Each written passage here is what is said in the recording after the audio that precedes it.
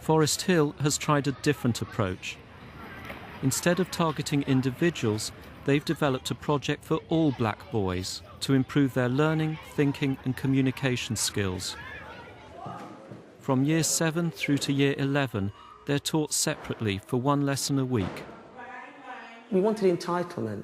It was very important for us that we weren't just doing targeted interventions, because we wanted it to go to all students. So there was a big debate, should we give 20 students a lot of it, or should we give all of the students a little bit? And we decided that we would go with entitlement. And I suppose that makes the project quite unique, because we give it to everybody. And I feel that that has been successful because it stops the others, it stops the rest of them thinking that there's something wrong with me. Do you know anyone in your life who you might think is a successful person? Courtney? My uncle. Your uncle, why? Because he done well in school and university. Okay. The aim of this Year 7 lesson is to get the boys to think long-term about where they're going in life and what skills they'll need to get there. Okay, Reese. My brothers, both my brothers done well in school, and one wants to be an architect and another one wants to be a physiotherapist. Okay, David.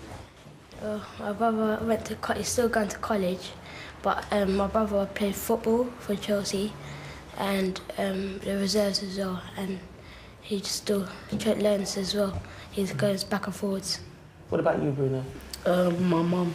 Okay, tell us about your mum. Because as soon as she came to this country, yeah, she started to study, and now she's a hairdresser. So, what does success mean to you when you hear the word? What does it mean for you? What does it suggest to you? What does it suggest to me? So I must I must pass and everything to success. So you see success as something that you have to have qualifications for? Yeah. What do successful people, what are they like? What qualities do they have to be successful? Aaron?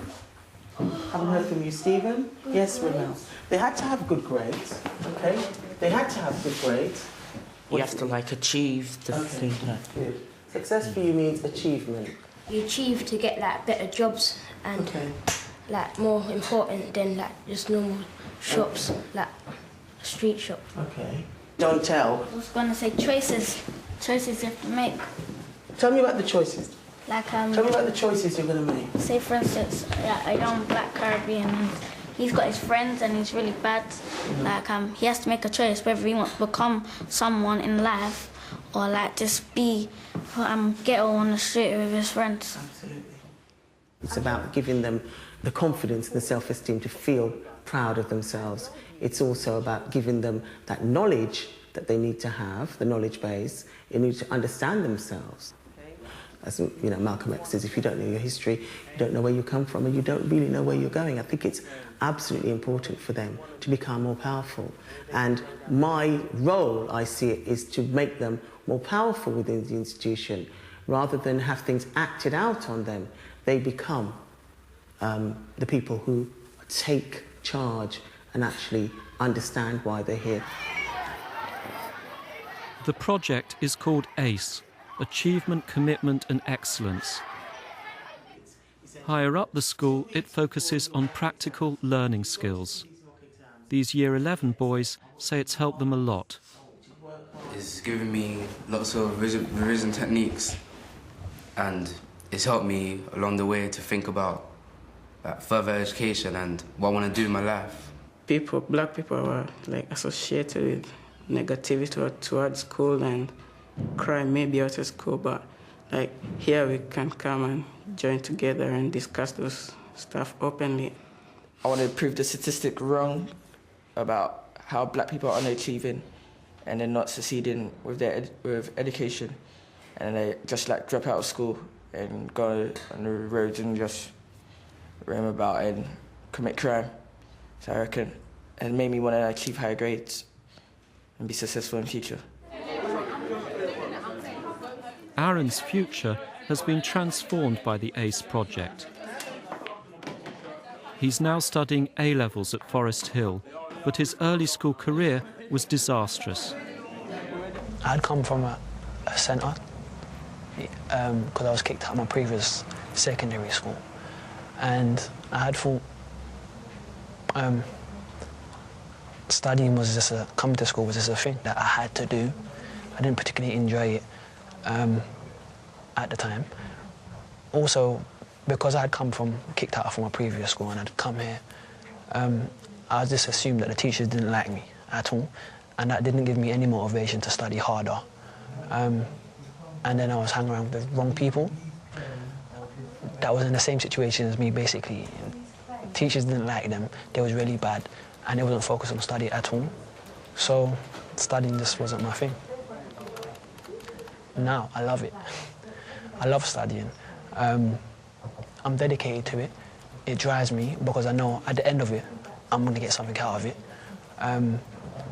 Also, it kind of makes me different. I feel that it makes me different to a lot of other young black males in the sense that I'm staying in, I'm doing A-levels, and I'm striving to go to university. And I like that. When we talk about icons, I'd say people like Nelson Mandela... As part of the project, older boys like Aaron come and talk to the younger ones and act as mentors. Next week, Daniel Aziz is going to come in. He's going to come in and talk to you about himself, about his studies, about himself as a pupil in this school. Copeland has also used older boys as role models, inviting them to parents' evenings. You know, the young boy that came to say he's gone off to Cambridge was dressed as a normal young boy. Yeah. When he came up, I thought, who is that young boy going up there?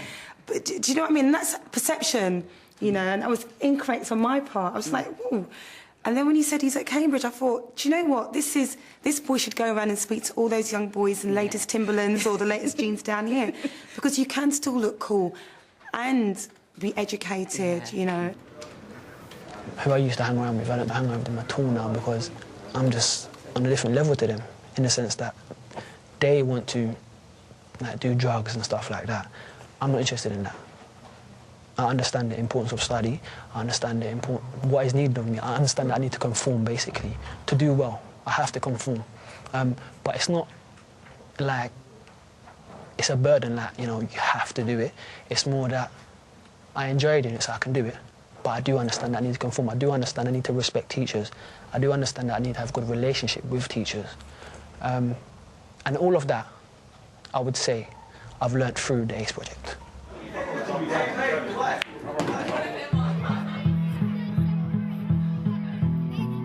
In this film, we've looked at how 3 different schools have each found their own solutions to help black boys to achieve.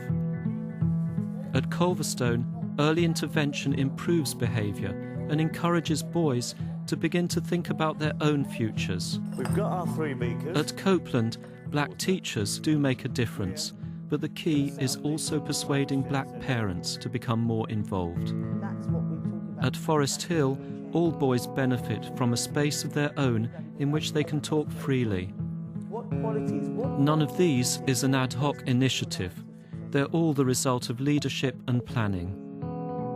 What is required in schools to raise achievement of any group, but I would argue with particular reference to black pupils, and in particular black boys, is that it requires, first of all, a whole school approach, where the head teacher is actually committed to changing the situation for these pupils in the school. And it has the courage and conviction to take the whole school along with her or him. Secondly, it requires proper planning. It cannot just be done. A lot of people argue it's all about good teaching and learning. Well, I would argue that boys get good teaching and learning, but boys are underachieving. It requires good teaching and learning and more. But in order to know what the and more is and to be able to carry it through, you need to plan, you need to be focused, you need to do it whole school. But the 3 projects all have something else in common. They're trying to instill self-confidence and help each boy to find his own vision for the future.